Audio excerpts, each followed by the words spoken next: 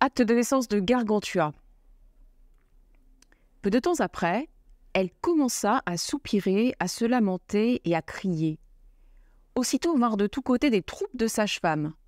La tâtant vers le bas, elles trouvèrent quelques lambeaux de peau d'assez mauvais goût, et elles pensaient que c'était l'enfant. Mais c'était le fondement qui lui échappait suite au relâchement de l'intestin que vous appelez le boyau culier, pour avoir mangé trop de tripes comme nous l'avons dit précédemment. Alors, une affreuse vieille de la compagnie qui avait la réputation d'être une grande guérisseuse, venue de Brise-Paille près de Saint-Genoux avant 60 ans, lui administra un astringent si extraordinaire que tous ses sphincters en furent oppressés et resserrés au point que vous les auriez élargis à grand-peine avec les dents.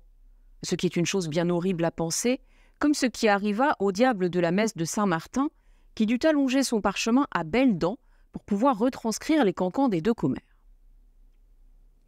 Suite à cet inconvénient furent relâchés vers le haut les cotylédons de la matrice, par lesquels l'enfant jaillit et entra dans la veine cave, puis gravissant par le diaphragme jusqu'au-dessus des épaules où ladite veine se divise en deux, il prit son chemin à gauche et sortit de ce même côté par l'oreille.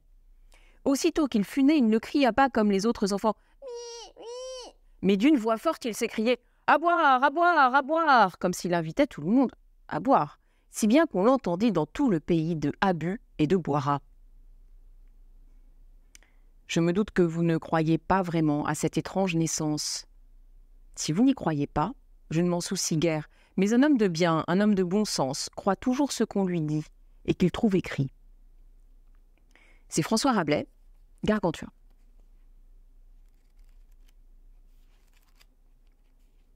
Clément Marot, contre-blason du tétin.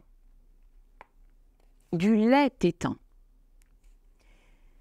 Tétin qui n'a rien que la peau, tétin flat, tétin de drapeau, grand tétine, longue tétasse, tétin, dois-je dire, besace, tétin au grand vilain bout noir comme celui d'un entonnoir, tétin qui brimballe à tout coup sans être ébranlé ni secou.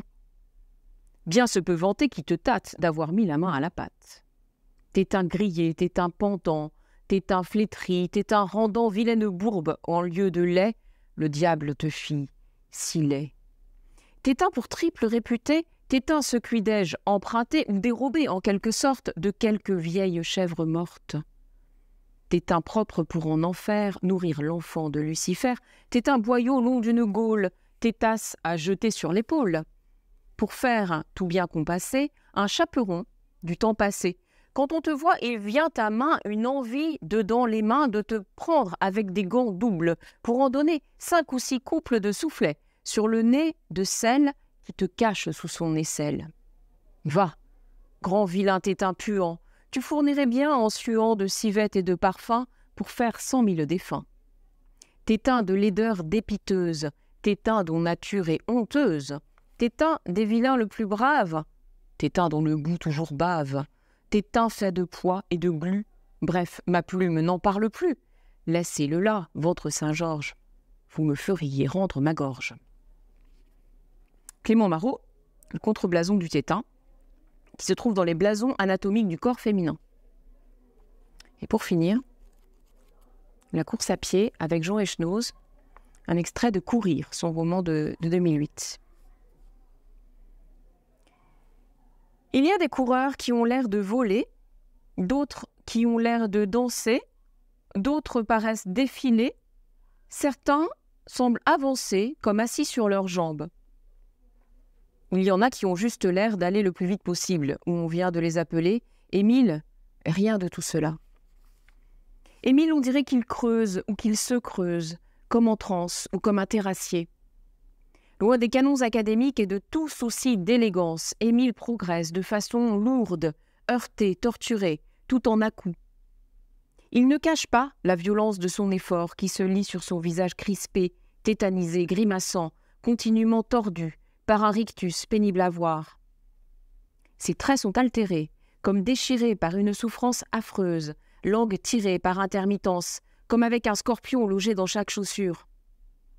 Il a l'air absent quand il court terriblement ailleurs, si concentré que même pas là, sauf qu'il est là, plus que personne, et ramassé entre ses épaules sur son cou toujours penché du même côté, Sa tête dodeline sans cesse, brinque-balle et ballotte de droite à gauche. Poings serrés, roulant chaotiquement le torse, Émile fait aussi n'importe quoi de ses bras. Tout le monde vous dira qu'on court avec les bras. Pour mieux propulser son corps, on doit utiliser ses membres supérieurs pour alléger les jambes de son propre poids. Dans les épreuves de distance, le minimum de mouvement de la tête et des bras produit un meilleur rendement. Pourtant, Émile fait tout le contraire. Il paraît courir sans se soucier de ses bras, dont l'impulsion convulsive part de trop haut et qui décrivent de curieux déplacements, parfois levés ou rejetés en arrière, ballants ou abandonnés dans une absurde gesticulation. Et ses épaules aussi gigotent, ses coudes eux aussi, levés exagérément haut, comme s'il portait une charge trop lourde.